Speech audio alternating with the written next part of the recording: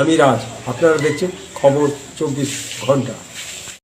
শিব তুমি আপনারা করতালি দিচ্ছেন আমাদের সহপরিবার।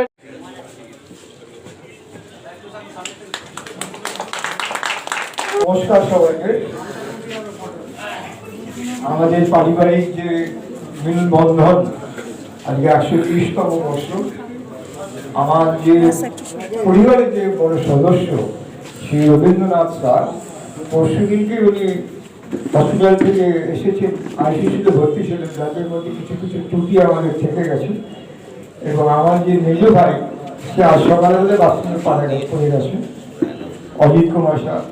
কিছুদিন আগে আমরা ভাইকে হারিয়েছি, যার জন্য আমাদের কিছু প্রতিশ্রুতি বা এই দায়িত্বটা এখন আমার মধ্যেই পড়েছে।